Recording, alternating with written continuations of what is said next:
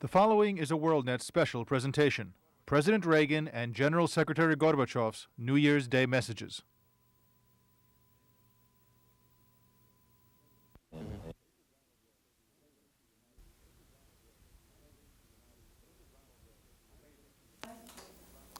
Good evening. This is Ronald Reagan, President of the United States. I'm speaking to you, the peoples of the Soviet Union, on the occasion of the new year. I know that in the Soviet Union, as it is all around the world, this is a season of hope and expectation, a time for family to gather, a time for prayer, a time to think about peace. That's true in America, too. At this time of year, Americans traveled across the country in their cars, by train or by airplane, to be together with their families.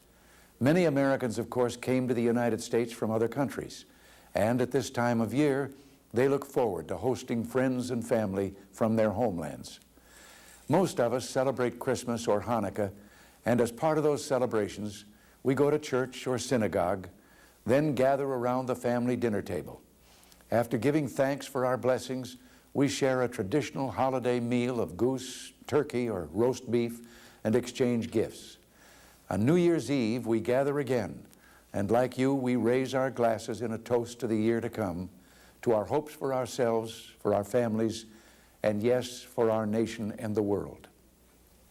This year, the future of the nation and the world is particularly on our minds. We are thinking of our nation because in the year ahead, we Americans will choose our next president. Every adult citizen has a role to play in the making of this decision. We will listen to what the candidates say, we will debate their views and our own, and in November, we will vote.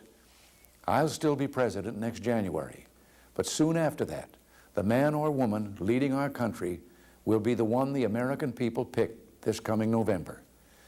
As I said, we Americans will also be thinking about the future of the world this year, for the same reasons that you will be thinking of it too. In a few months, General Secretary Gorbachev and I hope to meet once again, this time in Moscow. Last month in Washington, we signed the Intermediate Nuclear Forces Treaty, in which we agreed to eliminate an entire class of U.S. and Soviet nuclear weapons. It was a history-making step toward reducing the nuclear arms of both sides, but it was just a beginning. Now in Geneva, Soviet and American representatives are discussing a 50% reduction in strategic nuclear weapons. Perhaps we can have a treaty ready to sign by our meeting in spring. The world prays that we will. We on the American side are determined to try. You see, we have a vision of a world safe from the threat of nuclear war, and indeed all war. Such a world would have far fewer missiles and other weapons. Today, both America and the Soviet Union have an opportunity to develop a defensive shield against ballistic missiles, a defensive shield that will threaten no one. For the sake of a safer peace, I am committed to pursuing the possibility that technology offers. The General Secretary and I also anticipate continuing our talks about other issues of deep concern to our peoples. For example, the expansion of contact between our peoples and more information flowing across our borders. Expanding contacts and information will require decisions about life at home that will have an impact on relations abroad. This is also true in the area of human rights. As you know, we Americans are concerned about human rights, including freedoms of speech, press, worship, and travel. We will never forget that a wise man has said that violence does not live alone and is not capable of living alone. It is necessarily interwoven with falsehood. Silence is a form of falsehood. We will always speak out on behalf of human dignity. We Americans are also concerned, as I know you are, about senseless conflicts in a number of regions. In some instances, regimes backed by foreign military power are oppressing their own peoples, giving rise to popular resistance and the spread of fighting beyond their borders. Too many mothers, including Soviet mothers, have wept over the graves of their fallen sons. True peace means not only preventing a big war, but ending smaller ones as well. This is why we support efforts to find just, negotiated solutions acceptable to the peoples who are suffering in regional wars. There is no such thing as inevitability in history. We can choose to make the world safer and freer if we have courage. But then, courage is something neither of our peoples have ever lacked. We have been allies in a terrible war, a war in which the Soviet peoples gave the ages an enduring testament to courage. Let us consecrate this year to showing not courage for war, but courage for peace. We owe this to mankind. We owe it to our children and their children and generations to come. Happy New Year. Thank you, and God bless you.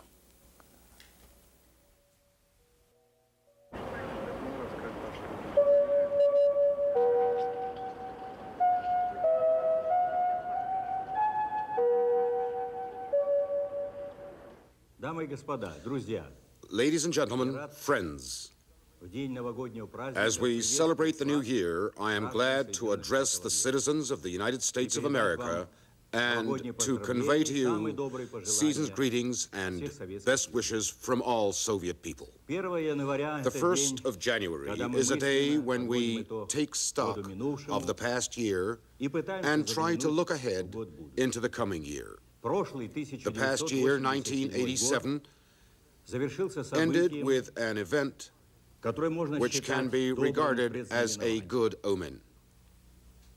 In Washington, President Reagan and I signed the treaty on the elimination of intermediate and shorter-range missiles. That treaty marks the first step along the path of reducing nuclear arms, and that is its enduring value. But the treaty also has another merit. It has brought our two peoples closer together. We are entering the new year with a hope for continued progress, progress towards a safer world. We are ready to continue fruitfully the negotiations on reducing strategic arms with a view to signing a treaty to that effect even in the first half of this year. We would like without delay to address the problem of cutting back drastically conventional forces and arms in Europe. We are ready for interaction in resolving other problems, including regional ones. I think it can be said that one of the features of the past year was the growing mutual interest our two peoples took in each other. Contacts between Soviet and American young people, war veterans, scientists, teachers, astronauts, businessmen, and cultural leaders have expanded greatly. Like thousands of strands, those contacts are beginning to weave into what I would call a tangible fabric of trust and growing mutual understanding. It is the duty of Soviet and American political leaders to keep in mind the sentiment of the people in their countries and to reflect their will in political decisions. The Soviet people are getting down to work in the new year with an awareness of their great responsibility for the present and for the future. There will be profound changes in our country along the lines of continued perestroika, democratization, and radical economic reform. In the final analysis, all this will let us move onto a broad avenue of accelerated development. We know that you Americans have quite a few problems too. In grappling with those problems, however, I feel that both you and we must remember what is truly crucial. Human life is equally priceless, whether in the Soviet Union, the United States, or in any other country. So let us spare no effort to affirm peace on earth. Ladies and gentlemen, during the official departure ceremony in Washington, I said with regret that on that visit, I had had little chance to see America. I feel, however, that I did understand what is most important about the American people, and that is their enormous stock of goodwill. Let me assure you that Soviet people, too, have an equally great stock of goodwill.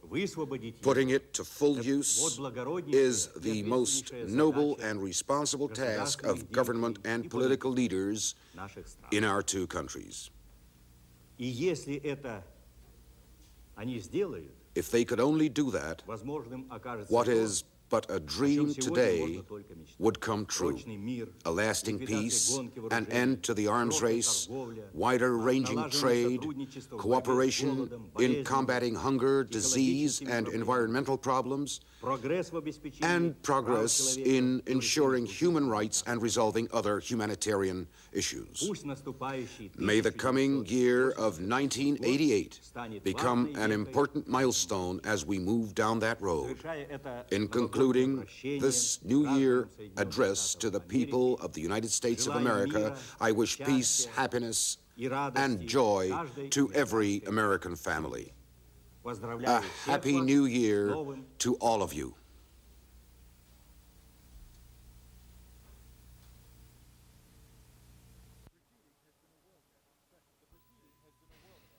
The preceding has been a WorldNet special presentation.